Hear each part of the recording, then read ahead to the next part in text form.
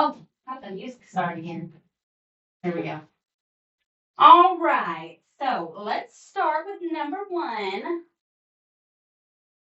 Says that we need to measure this line in inches and then construct the perpendicular bisector. That's where you're going to get your ruler out in that giant inch.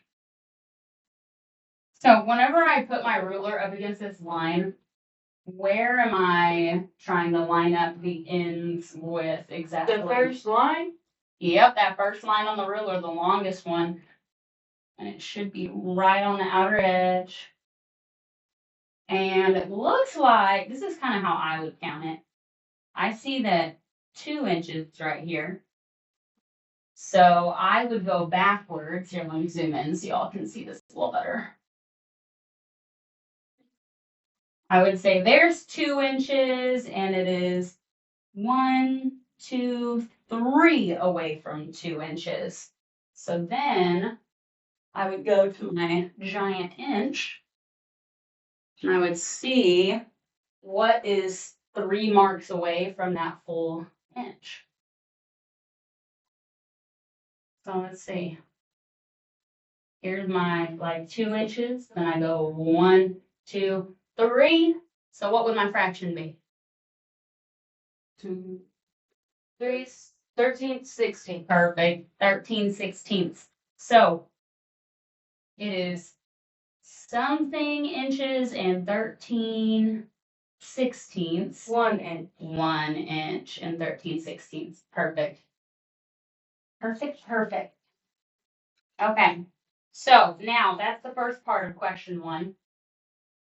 Second part, and maybe you shouldn't have or at least I shouldn't have written the 1 and 13/16 right above the line, because we are also going to construct the perpendicular bisector. So remind me, guys, where am I going to start the point of my compass touching? The end of the line? Yeah, one of the end points. So I'm going to start here. And then how big should I have my compass open? Halfway mark? At least halfway. So here's like half. I just need to make sure it's a little bigger than half. Because if I have it too small on accident, then my arcs aren't going to touch each other. And I won't have an intersection. Do you want me to show you that, what I mean?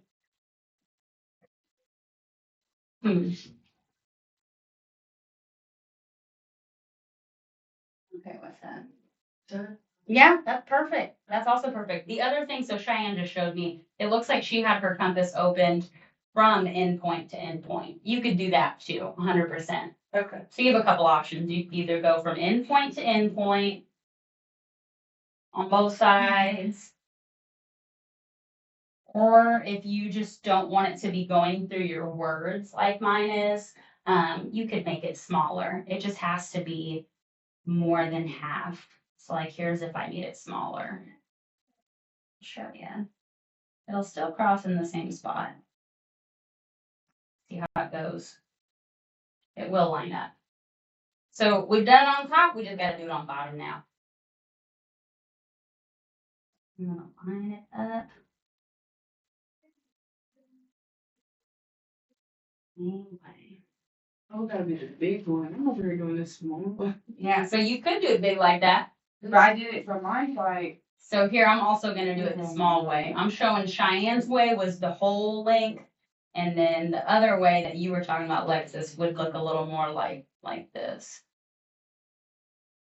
And mine's, I did not line that up perfectly like I should have, but does yours look a little more like this middle one? Can you see it? Oh yeah, that's perfect. As Okay. long as you've got your arcs making some sort of little intersection here, Okay. that's all you need to make sure you cross through the bisector in the right spot. So once you make that intersection, there's going to be a couple things that I'm looking for in your construction in order for you to get your points. So I'm going to explain those to you. So there's my perpendicular bisector. And to get all the points for question 1, first of all, have your inches labeled. You already did that. Next, what do we need to show that it's a 90-degree angle? The square. Yeah, perfect. We need to make sure that there's a square inside. And we need to show that this is a bisector, that it's split this in half. So we've got 2 equal segments here. So we need to make the little dash marks. So those are going to be the things I'm looking for. I'm looking for your square.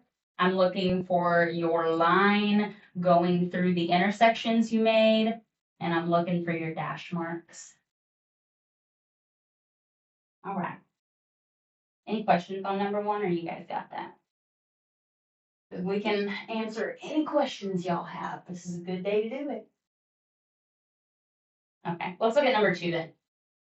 So here we're just measuring an angle to the nearest degree using our protractors. And I guess I don't have one on me. Let me grab one off the table. How many degrees does that look like to you guys? 130. About 130? I bet you're right. Let's check. This on here. And yeah, this protractor is showing me almost 130. So in this case, it's multiple choice. I want you to just pick the degrees that it is closest to. So in this case, oh, well, let's double check actually.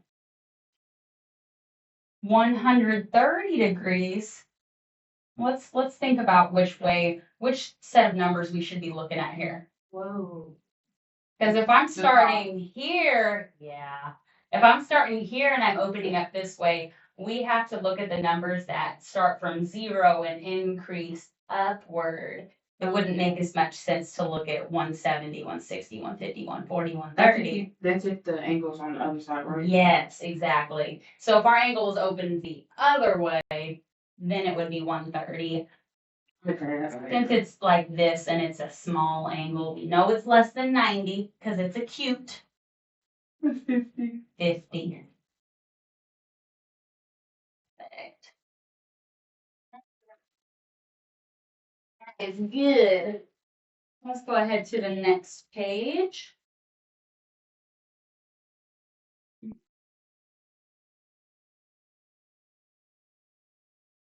Okay, so number 3 is another construction. We are going to construct the angle bisector.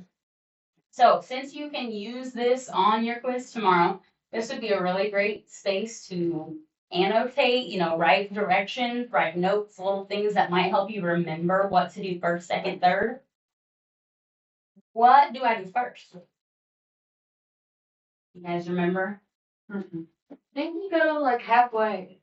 Okay, so I know, let's think about whenever I'm not sure how to start a construction, I always start by thinking, where should I put my pointy part? In the middle. In the middle. In the middle where? Like here? No, on the point. What's that called?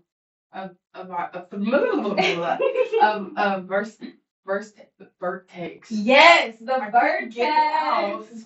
So if it were me, and I think I'm gonna forget this tomorrow, I would be circling my vertex, and I would say pointy part goes here first, or something to help you remember.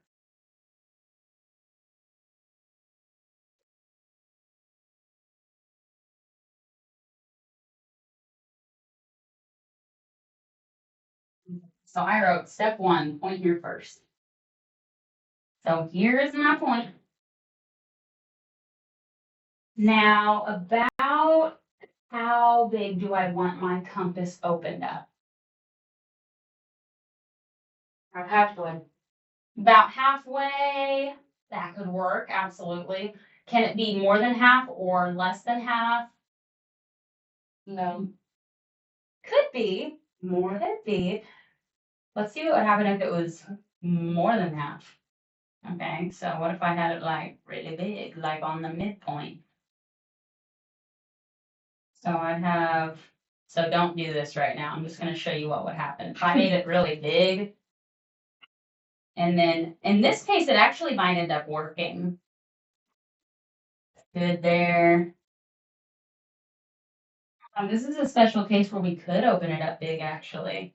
So most of the time, especially whenever you have a really skinny angle and acute angle, if you open the compass too big, your intersection is going to go way off the page. But for this angle, you actually totally could make it big like that. So yeah, that would work.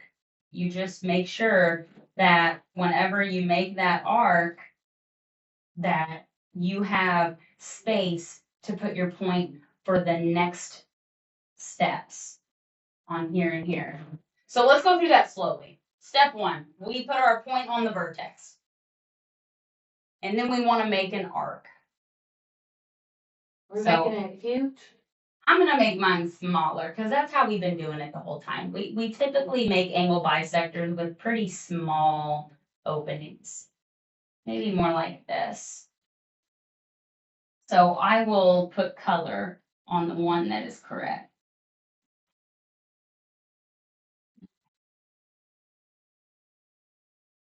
So here first, make an arc.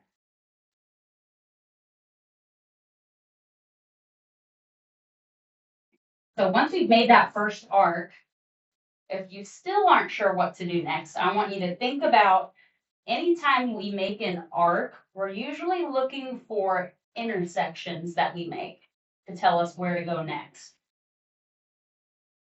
So thinking about intersections, where might we be putting our point of our compass next? Put it on point C, Point C, where's that? right above, right where you made that mark right there. Yeah, right there. Ah, okay, so are you calling this point C? Yeah. That works, love it. Okay, so I'm just gonna call it point C for fun, why not? And then what's the other point I need to look at? The vertex is point A, Okay, perfect. and then that one is B. Love it. A, B, and C. Okay, so you don't have to label it with letters, but I actually love that idea. That's going to help you later on when we do more stuff. I love that. Okay, so now we got our point from A, and that created B and C. So what do I do from B and C? Put the compass on there, Mm-hmm. and you don't move it at all. Yeah, you want to try to keep it about the same width. All right. And then you just make it and see where they intersect. Yeah. We're going to make some more arcs in the middle and see where they intersect. There.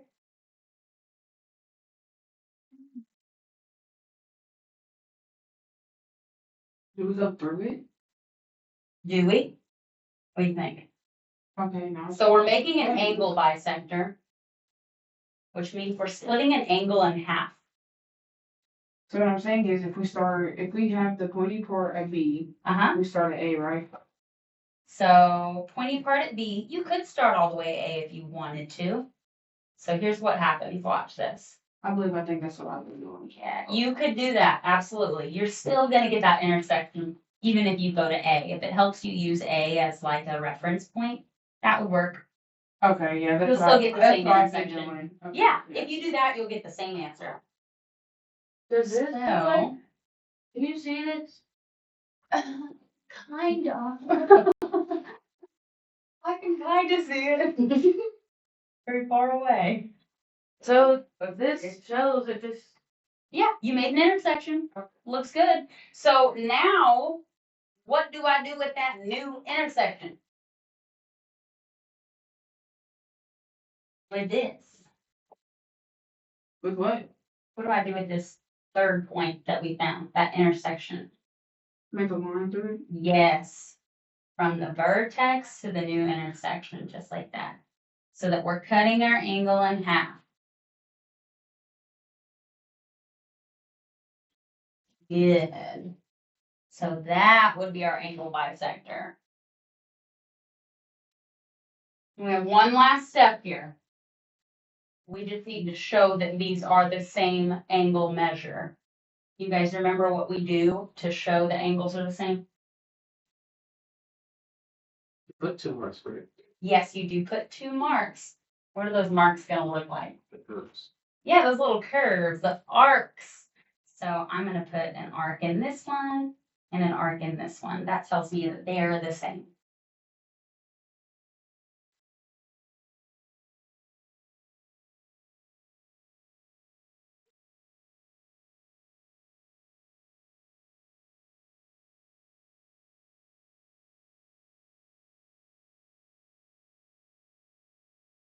All right, guys. So let's go back for a second. Go back to the first page once you finish that, because I want to give you a guide of what I'm looking for when I'm grading your quiz.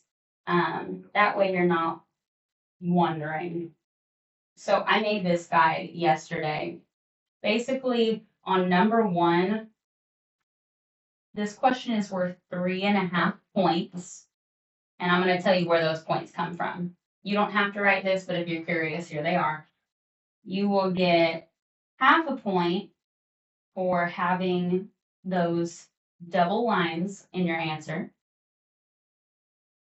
You will get half a point for putting a box in your answer. You will get 1 point for each of those arcs that you make, that your line is going through them, like here.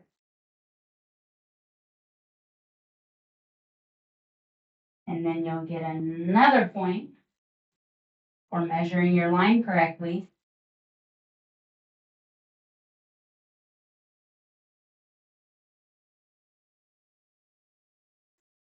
Half point for labeling it as inches. So like if you put 1 and 13/16 but didn't write inch, it would be minus half a point. I need you to label that it's inches. So I'll give you guys a second to write that if you want. That way you know what I'm looking for. There's no questioning. Okay, number 2, this one's just worth 1 point. You get the point if you get the answer right.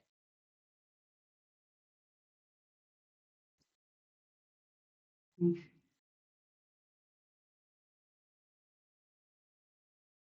We got those. Let's go to the next page.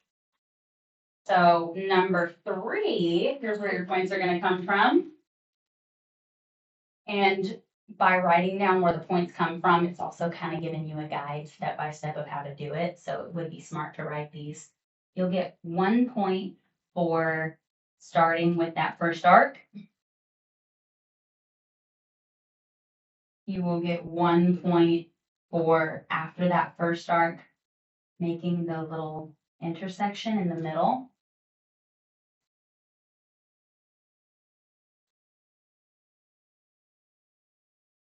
Get another point for your bisector passing through that intersection. Goes through. And 1 more point for labeling your arc on your answer. So number 3 is worth 4 points total.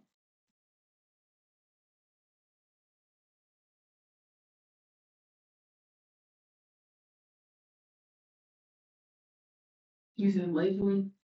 Yes, so right here, like putting the arc to show that your angles are the same measure.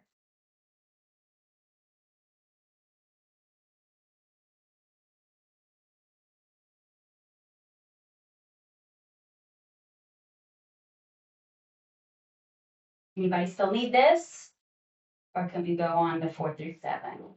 Yeah. All right.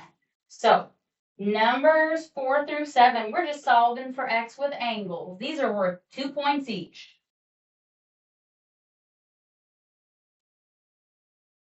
Two points each on these. You'll get a point for the correct equation. You'll get a point for getting the correct x. Now, there's a bunch of different equations that can be correct. There's a bunch of different equations that can be correct. So I'm not gonna be grading you on what order you put them in, just that you're setting it up correctly. Like on number 4, making sure that you're adding these up and setting them equal to 180 instead of setting them equal to each other. That's what I'm looking for. Okay, so I'll just write that on there. Let's see. One equation. One x.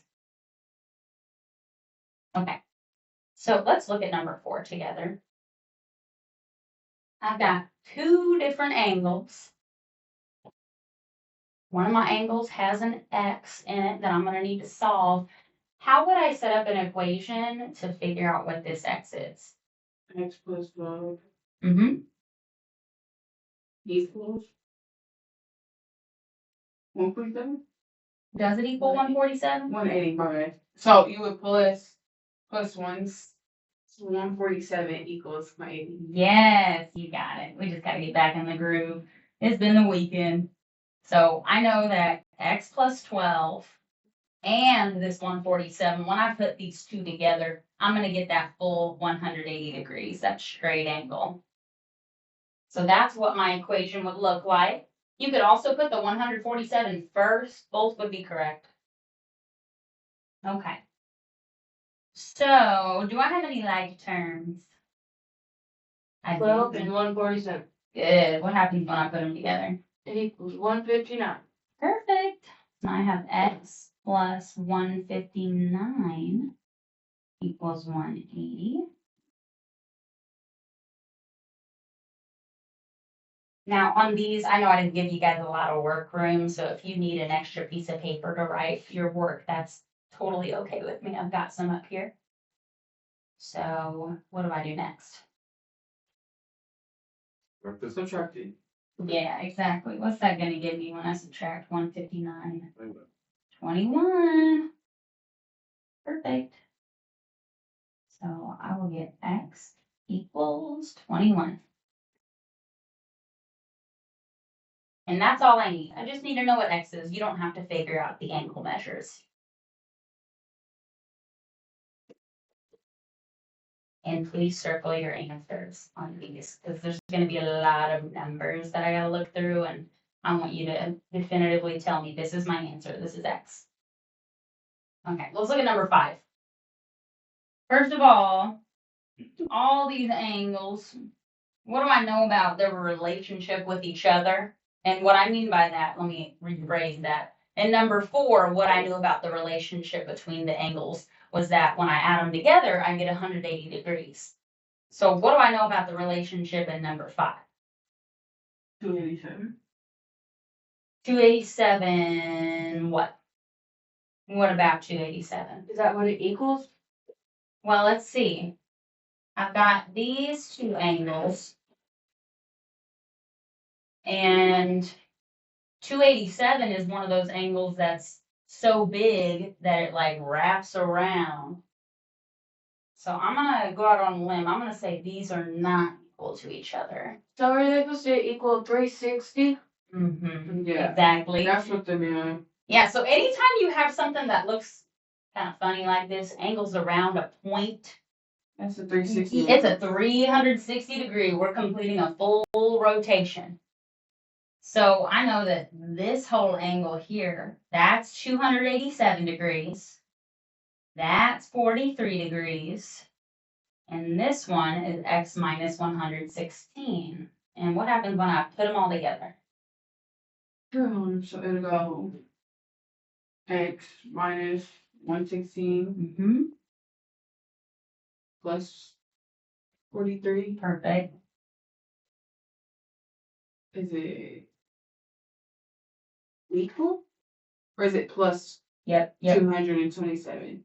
I mean 287. You got it. Plus 287 Equals. equals 360. So when I add all these together, it makes a circle.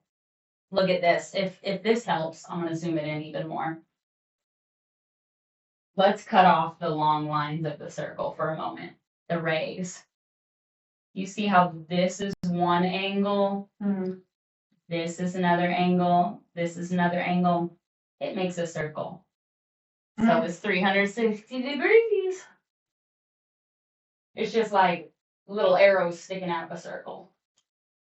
Okay, so let's solve this equation now. What do I do first? You add all the like terms. Yes, ma'am. What are my like terms? Negative 116, Uh-huh. 43, and 287. Perfect. Now, when we combine these, we do need to be careful because we can't just add them all together since one of them is negative. We want to do it very carefully. I don't want you to just do 116 plus 43 plus 287 because this is minus 116. So would you do 43 plus Mm-hmm. 287? Yes, that's what I would do first personally. Then I would subtract that 116. So let's see. 43 plus 287 gives us 330. So I'm done with those. And I still have minus 116. You guys tell me what number you're getting for that. I got 214. Perfect. That's what I got. So we've got x left. We've got positive 214. We still got 360. So I'm going to make this work more neat here in a second. Okay, so what equation does that leave us with? X Mm-hmm. plus 214 equals 360. Perfect. X plus 214 equals 360. That's gone. All right, now we solve for X. So you minus 214? Yes, perfect. And what's that going to give us? 146. Yep, perfect. It's 214. X equals 146. And whenever you guys are solving these, I would really try and show your work and keep it as organized as you can. So if you need to do it on a separate paper, like I said, I didn't give you a lot of room on here. That way, if you do get the wrong X, I can at least see what your process was and give you partial credit. So you're not just missing a point on them. That way I can give you half points and stuff. All right. Everybody okay on number 5? All right, let's look at number 6. What's the relationship between these two angles? Good. They're congruent. So what do I know about their relationship with each other? They're equal to each other. So what's my equation going to look like? One would be equals with, like this. Perfect. 140 equals 5x. They're equal to each other. These are the easiest ones to do when they're equal. And what would I need to do to solve for x? Divide by 5. Perfect. Divide by 5. Actually cancel. And then you guys tell me what you get for that answer. 28. 28. Perfect. That's what I got. And that one was a little quicker. How about number 7? What about these angles? They're the same too. They are the same. So how would we set up this equation? 10x Uh-huh. plus 2 equals 52. 152. Yes. 10x plus 2 equals 152. That's perfect. So once we got that set up, how are we going to solve it? Minus 2. Perfect. Minus 2 from both sides.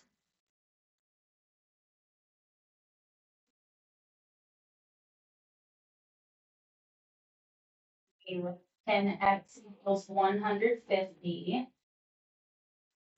Then you divide. Yes, divide by 10. Both sides. And you guys tell me what you get for x. Yeah, calculator. 50. 50. Perfect.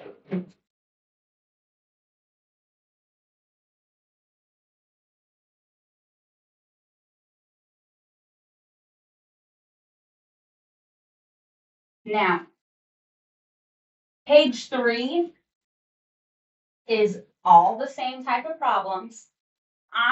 For now, just to make sure we have time to cover everything, every topic today, we're going to skip page 3, come back to it after we do the rest, because we have had the least amount of practice with midpoint and distance. So let's make sure we feel good about these. And if we can finish, we'll go back and do page 3. So we're going to go ahead and skip to page 4. So on page 4, starting on number 12, it says to find the midpoint of the line segment below and then label it on the graph. So, how do we find the midpoint?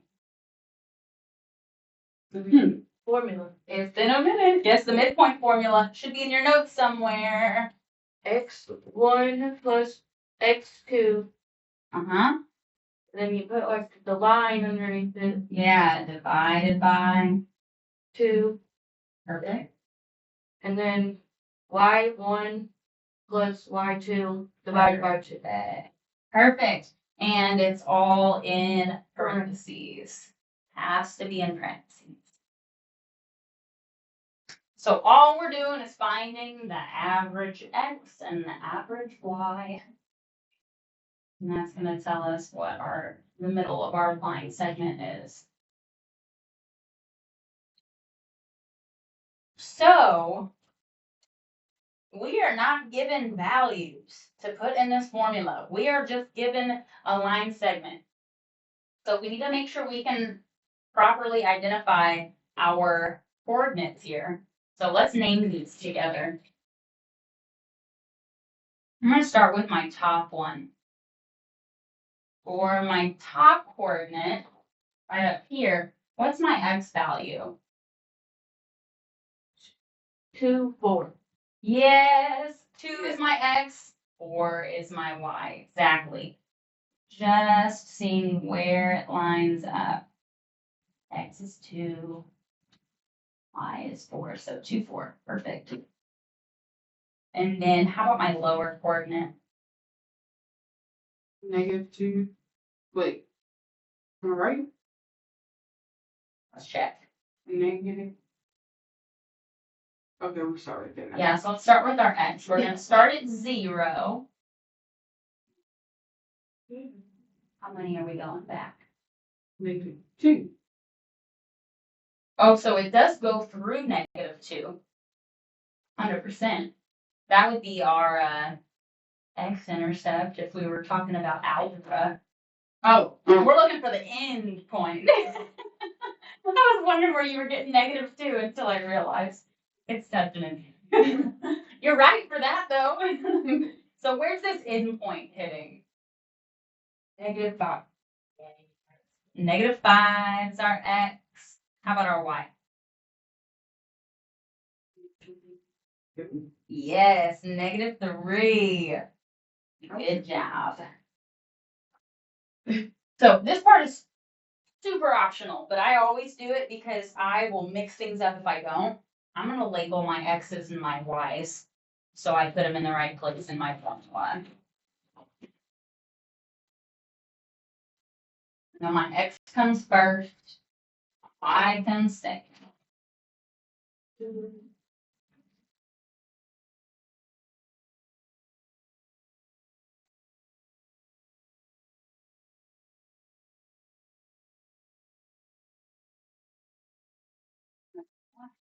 What I'm going to do is I'm going to make some blank spots for me to plug in my numbers.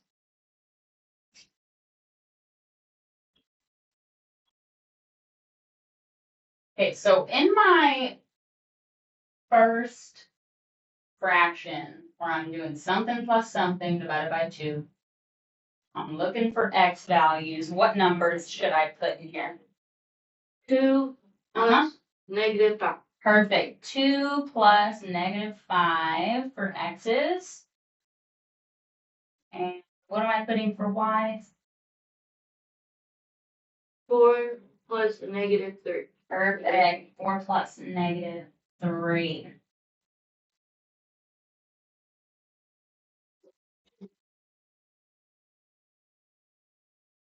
So, next step, let's reduce it. What is 2 plus -5? -3. Perfect, -3. And it's still over 2. Don't want to lose our fraction. And then how about 4 minus 3 or 4 plus -3? 1. 1. Still over 2.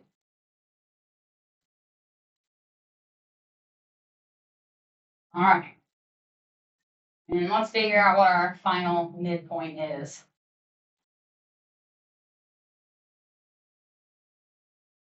You guys know what to do from here? Would you divide? Yes, exactly. So -3 divided by 2 is? 1.5. Yeah. -1.5. And then 1/2 or 1 divided by 2 is going to give us 0.5. Okay. So, first thing I'm looking for in this problem is that you have found the midpoint. And I need that to be circled so I know that is your answer. You'll get 1 point for getting that right. So for correct midpoint.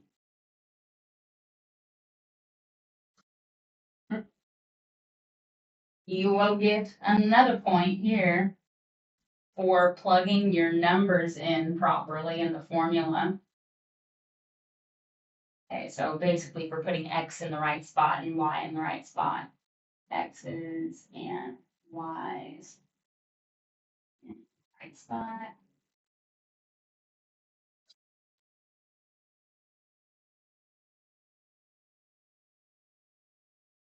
You'll get 1 more point for drawing your midpoint on your graph. So let's do that now.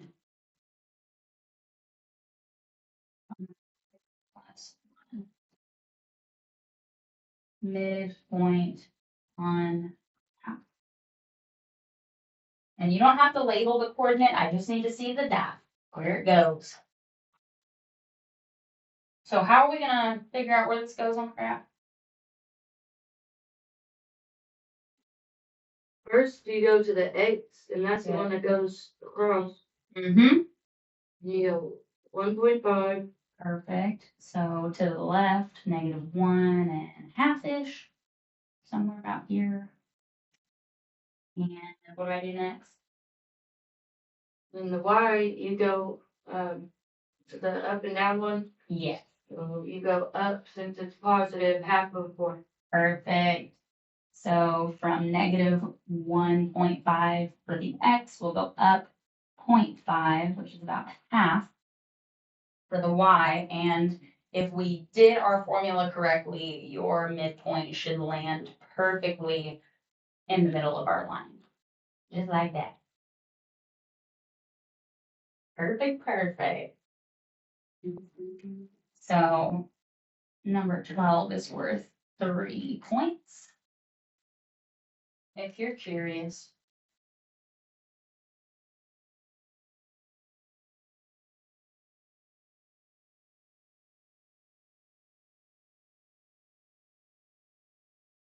Right, look at it. 13.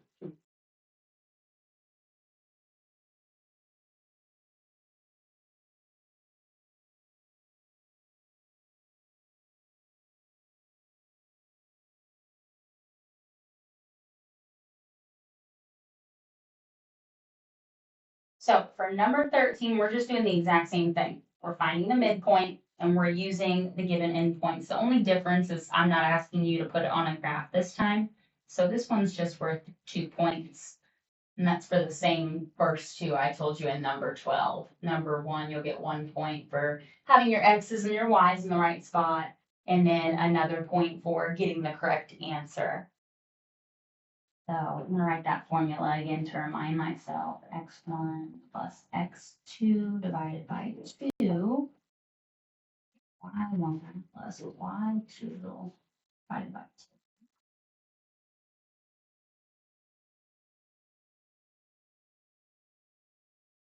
And as I always like to do, I'm gonna label my X's and my Y's since I gotta mix them up.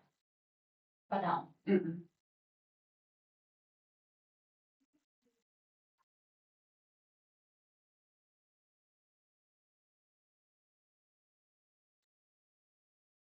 all right, where are you guys on this one? You plug in the X and the Y, so it'd be 8 plus 3, Uh-huh. Plus 3 divided by 2. divided by 2. And my Y's. That would be -9 plus 3 divided by 2. Perfect. I feel like I'm just talking this whole time. No, I'm paying attention because I I love might it. have my head.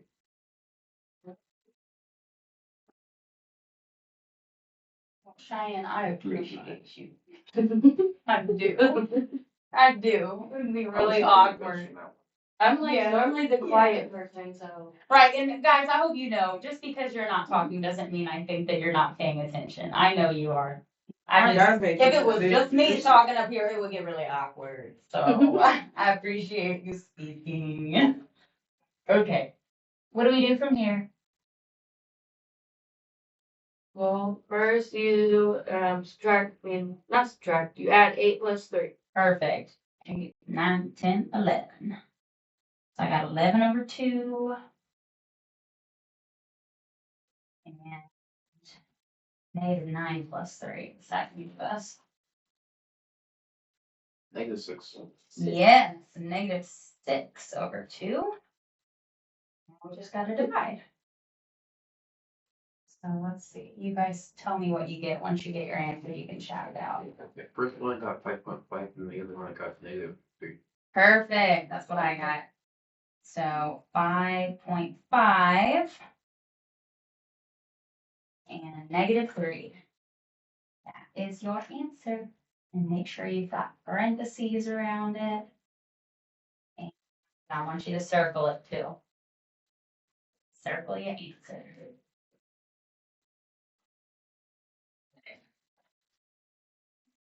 Awesome, awesome, awesome. All right.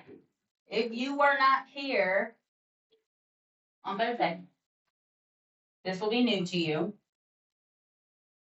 But I promise it's not so hard. That's why I'm gonna give you one of them because it is newer. But it's pretty simple. You're just plugging into another formula, which I will give you. So instead of finding the midpoint here, we are finding the distance between our pairs of points. So whenever we're finding the distance between points, we're going to use the distance formula. Any of you guys remember the distance formula? Mm-mm. What was this last week? This was on Thursday, yes. Do square root. Uh-huh. So here I'm going to write the formula out, and I would put it on yours as well, so you have it for the quiz. Sorry about that. Okay, big old square root. And then you do x2. These are going to be improved, yeah. Mhm. I'm going to actually color code this formula because it's a little easier for me to see what's happening when I use colors. This was on algebra. Oh wait, I did take algebra too. That's what I was gonna say. This is algebra. Okay, so x2 1. What's the next part? We were actually using the midpoint formula in chemistry and physics. Were you really? I can't remember for what, but she did write it. So funny. I'll have to talk with her and see what other math stuff you guys are having to do in there, because maybe we can try to sync it up so you're not learning so many random things at the same time. Yeah. I mean, I want what I'm teaching you to be relevant, you know? And if you gotta use it for another class, I would say that's pretty relevant. Okay, so x2 minus x1. Am I right so far? Yes, I think I am. What am I missing? Square it. Yes, you gotta make sure you square that. I know, this is a pretty involved looking formula, but when we break it down, it's not so bad. Plus y2 minus y1 squared. perfect.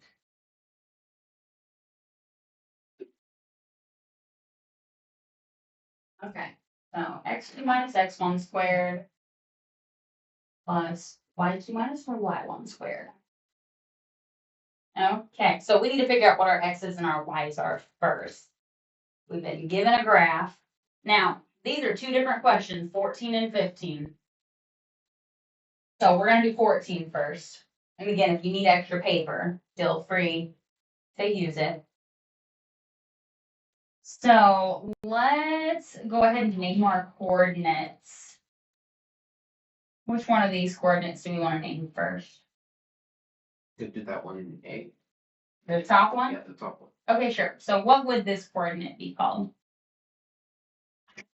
Call it A if we want, like you said. Sure. I'll call it A and B. This one would be 8, and then the second one, B, would be -4. So Ooh, okay, so say that one more time. What's our A, 3, 8. what's the x value for our A? For Okay, point A. 0, negative, and then 0. So let's see where it lines up on the x-axis. Here's my point, and it looks like on my x-axis, it's gonna hit right about there. So what would that make my x value? Hello. -1, -2. Yeah, -1 is my x for this point. And then here is where this point is hitting the y-axis, right at -2, because the y goes up and down. So -2 is our y here. Okay, so here's that for A. -4. What about B? The 3 -4? Let's see. X is 1, 2, 3. Yep, 3 -4. At first I was gonna say -4 at first, but I got myself. No big deal. No big deal. Okay. Does everybody have these written? Before we move on and start plugging into the formula, I want to make sure everybody genuinely feels good about figuring out what these coordinates are without them being named. Does anybody want to go through that a little bit? Say it again. Does anybody feel like they might need extra practice naming the coordinates, like figuring out the numbers that go in the parentheses if they're not given? Like if I just give you a point on a graph, what's your confidence level in being able to say the x and the y value? If they're labeled like you do label them, I don't have a problem. Yes. Now what if it's like this, where I did not label them for you? No, because I wrote on my paper, turn at the end point. So I'm not over here looking down, trying to find the other point. Okay, yeah. Like, I think I got it. Well, we'll continue going through this, and at the end of class, if anybody wants a little review, stay and we can do that. So let's look at our formula now to find the distance between these 2 points that we named A and B. We need to plug these numbers into the distance formula. So in this case, this is where our x1, our y1, x2, y2, this is where those numbers really start to matter. Because if we do it in the wrong order, it can make our answer kind of funky.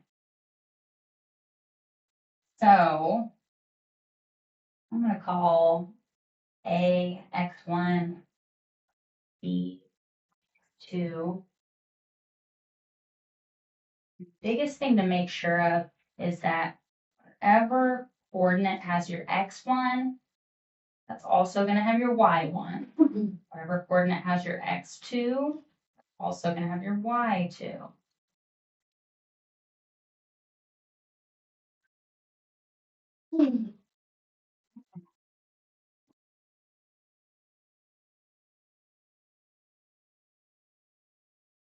So now we just need to plug into our formula. So I'm going to start, and I'm going to try to give myself some room. I'm going to make a big square root. And I know I'm going to be putting x minus x in the first one. We'll do 3 and then -1. Yeah, so our x2 is 3. Our x1 is -1. So 3 minus -1. 3 minus -1. You told us last time if it's 2 negatives, it'll just pop. Yes, absolutely. So I'll show you if you ever tried to type this in on your calculator.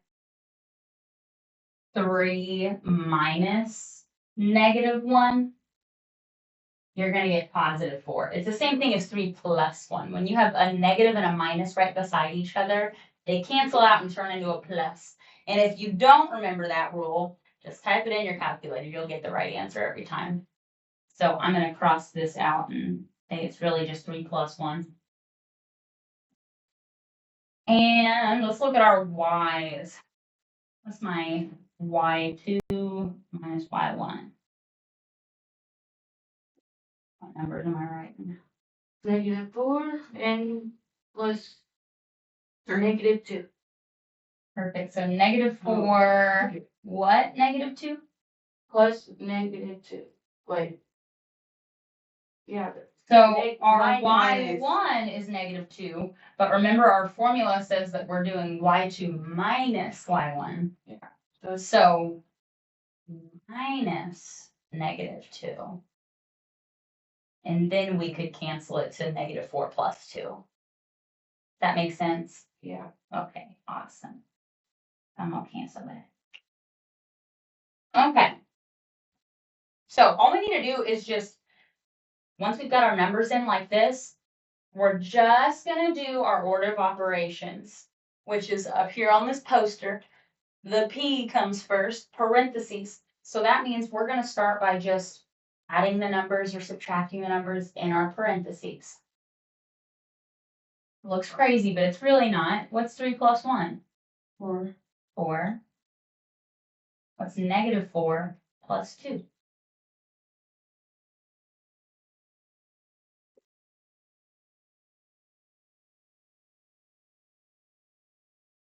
-$4. -2. Say it. -2. Perfect. -2. Perfect, perfect. Now I need to make sure that I include the rest of my equation I have left. It's still squared plus. It's still all under square root.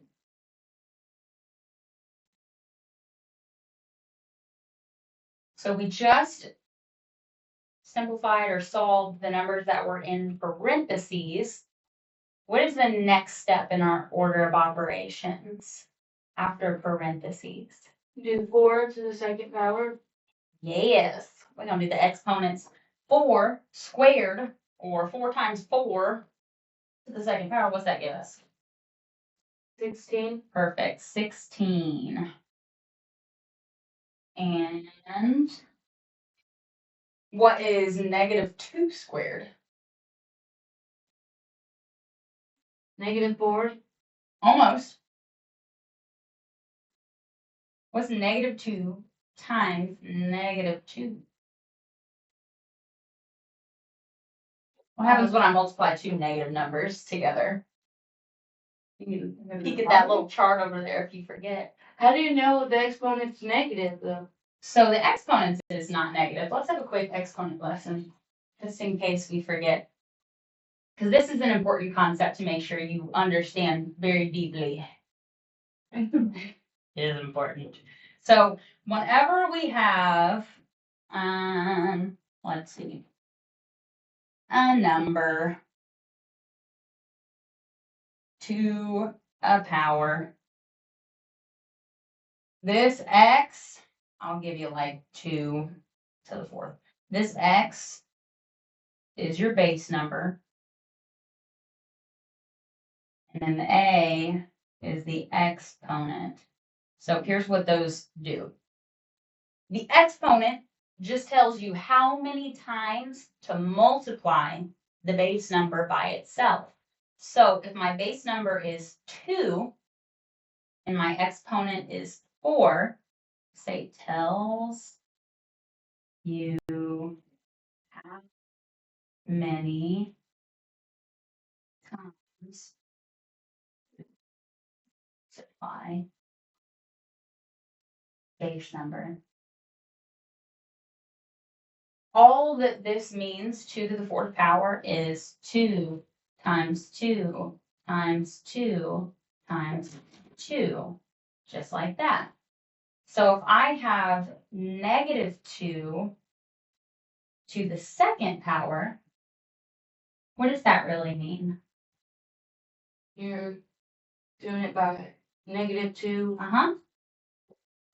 How many times do I multiply it by itself? 2 times. 2 times, because our exponent is 2. It just tells us to multiply the base number, which in this case is -2, twice, because our number's 2. So it'd be -2 times -2. When we multiply two negative numbers, they cancel out and give us a positive. So that's how we get a positive 4. Does that make sense? And it might just be something that it's been a while, it's unfamiliar, we may just need some practice. And we'll do plenty of practice, but when in doubt, rely on that calculator. Because if I type in -2 times -2, I'm gonna get +4. Or if I type in -2 and then I use the squared button, which is the one that looks like X with a little 2 right here. If I push that, it squares it for me. Oh, it gave you a wrong answer though. Maybe it thinks I'm wanting the negative square root there. Yeah, that's why Okay, we can't rely on this. Then let me try something. Maybe if I put it in parentheses, -2, because in our problem it's in parentheses. Yeah, it worked. Okay, so you're gonna have to type that in your calculator with the parentheses. Because in our problem, we got parentheses. That changes it. If it was -2, cubed, right, like to the 3rd power, would it be -8? Yes, it would be. So fun lesson on multiplying negatives. -2 times -2 is +4, but if I take another times -2, it's now -8. Then if I take it by a negative again, now it's positive again. Then it's negative, it's positive. It's negative, it's positive. It's a pattern that continues forever and ever and ever. If you have an odd number of negative numbers being multiplied, you're going to get a negative answer. Okay, so But if keep it's it even, they'll negative. cancel out. Yeah, keep it negative if it's odd. Yes. Yeah. Yes. If it's even, like 2, it turns into a positive number. Okay. Okay. And you're not gonna, that's like an extra side thing. You don't need to know that for this quiz. We can absolutely talk about it more. Okay, so point of all that, we have 16 plus what? 4. 4. Good. And all of that is under our square root. We're almost there. What do I do now? Take the square root, of 20. Well, Yeah, 16 plus 4 is 20. Square root of 20. There's not a perfect square root, so we just type it in our calculator. And were you here when I showed you how to do that? I was. Okay, I couldn't remember. So we'll just do that and I'll wait for. All right, Alexis, I'm gonna show you how to do something on your calculator. Sorry. You're okay. I have EBSC calling me. Oh. Okay. Oh. I know how that is. Okay. Okay. So what we just did is we just kept simplifying until we got further and further. Like 4 Okay. squared was 16. Okay. Negative 2 squared, we got 4. Okay. And then 16 plus 4 gave us 20, still under a square root. So here is quick review how we find the square root in our calculators. All you got to do is hit the second button, that blue button at the top left-hand corner, and then where it says x squared, you'll see a square root right above it. So you're just going to hit x squared right here next to the 7, and you got a square root. Okay. So I can just type in 20. And my answer is 4.47. I want you to round it to 2 decimal points. So 4.47. Okay. And that would be your answer. So you circle it.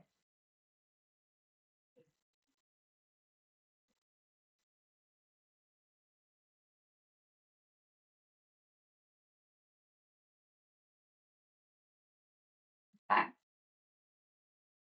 So this one is worth 3 points. If you're curious. Number 14, you'll get 1 point for your correct coordinates, like on your endpoints. Oh. Hello. And then you'll get another point for putting your numbers in the formula correctly.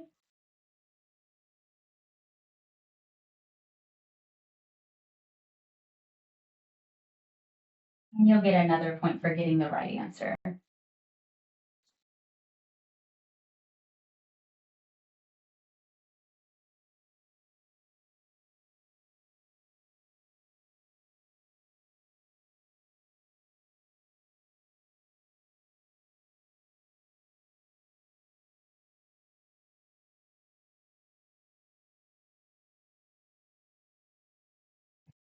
I know. It's a lot. It's a lot. So what I would really suggest for all of you guys is just going back, watching the videos from Thursday's lesson, because we did a couple of these problems where we found distance. And I think just going through them a few times, it'll feel more natural the more you do it. Okay. So I'm going to give you guys the option right now. First of all, there is already another video of me going through number 15 that I can share with you guys. However, there is not a video of me explaining the bonus question. Would you rather use this time to practice another distance formula, or do you want me to show you how to do the bonus question? Is the number 15 our exit ticket from Thursday? Say it one more time. I think, was number 15 our exit ticket from Thursday? I don't think it's the same numbers, is it? Let me pause. Oh, it won't like affect your grade? Yeah, if you get the bonus wrong, it's not gonna take points off your grade. But if you get it right, you could earn up to 2 bonus points, which can bump your grade up a few percentages. So you have a couple opportunities here. Basically, I'm gonna just read this to you, and it looks like a lot, but it's not as scary as it looks. So for your bonus, you'll need to draw a picture that represents the situation. You're going to be solving for x. You're going to be finding the length of 3 different segments here. So, first sentence says there is a segment or a line segment that's called AC, and it contains a midpoint B. So let's just start there. A line segment AC. What that means when you see AC, that's just giving you the names of the endpoints. So I'm going to start by drawing a line segment. And I'm going to call it C. Done with that part. And then it says it contains a midpoint B. What do you think that means? In the middle. Yeah, in the middle. And what do you think that midpoint's going to be called? B, exactly. So we have ABC. So I am done with that. Done with that. Let's see. If AB is 3x plus 10, I'm going to underline that so I have the info.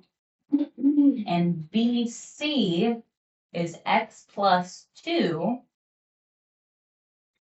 What is x? So why don't we start by labeling our picture? So I'm being told that AB is 3x plus 10. What does that tell me, really? From A to B, that's 3x plus 10. Yes, exactly. From point A to point B, that is 3x plus 10. Perfect. So I'm going to go ahead and label that. I was just going to tell you that I didn't realize you do not have the student any longer, that meeting is scheduled for this afternoon. Yes. So you do not need to come. Okay, thanks. Find someone else. No problem. Thanks. Okay, so I'm just going to say 3x plus 10. You can label that however you want. Not going to be picky as long as you have it labeled. And what's the next part mean? BC is x plus 2. Yeah. It's the same thing. So just label it the same way? Yeah, same way. From point B to point C, it's going to be x plus 2.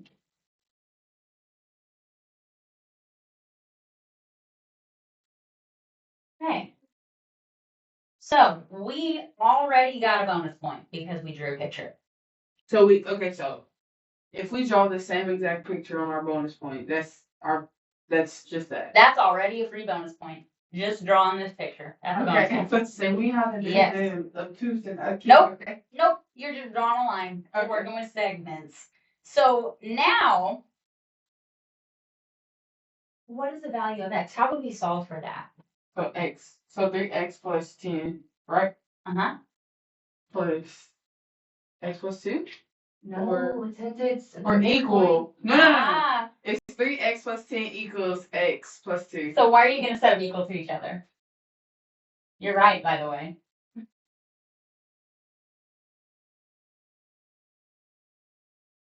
Because we don't know the value yet.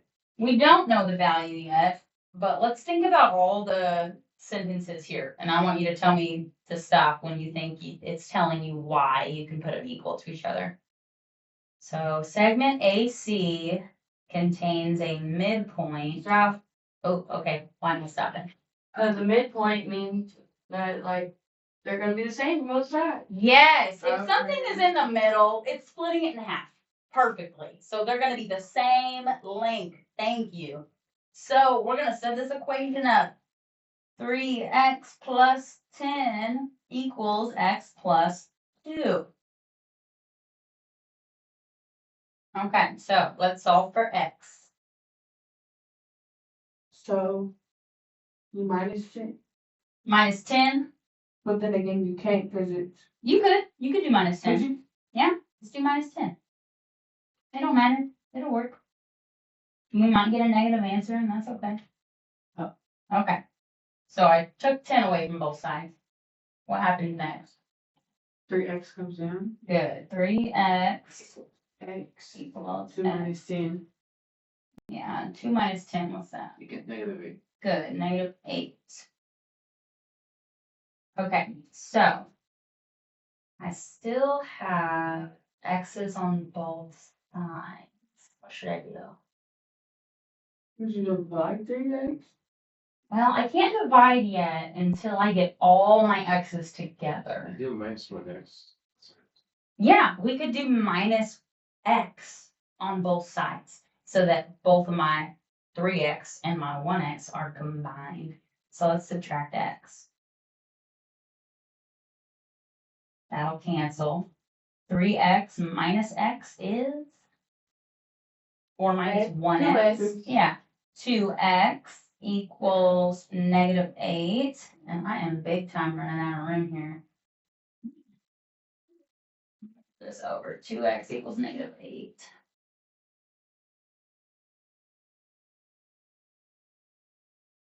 Okay.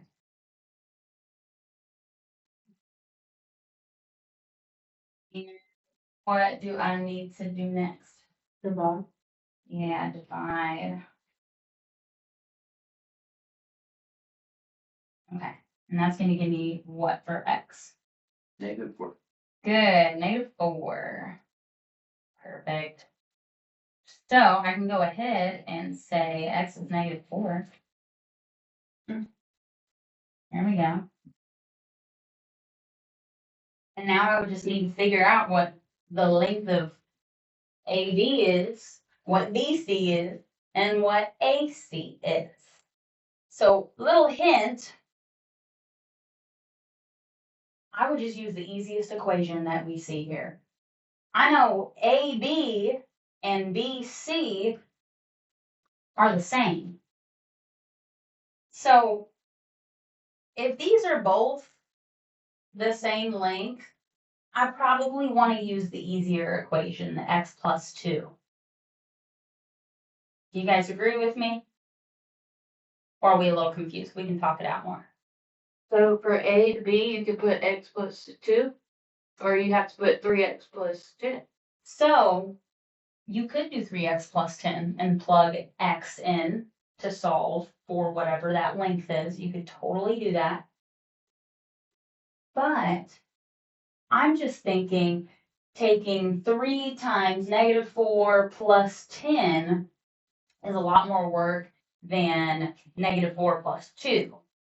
And since these are the same as each other, I could just solve for BC first and then say, well, since they're the same, then I just write the same number for both. Does that make sense? Yeah. Okay, so let's do that. My x is -4, so let's plug it in. And in the real world, you will never get an answer like this because we're about to get a negative length. And that's just because of the numbers I gave you. So let's see. X plus 2, and we're going to put -4 in for x. So what would that give us? -2. -2. So now I know that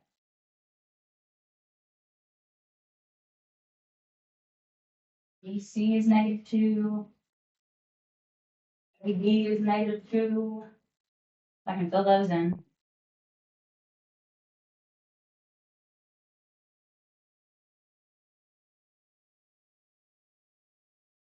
Oh, I wrote it in the wrong spot. Sorry, guys. Yeah, I was just. Sorry. AB is -2.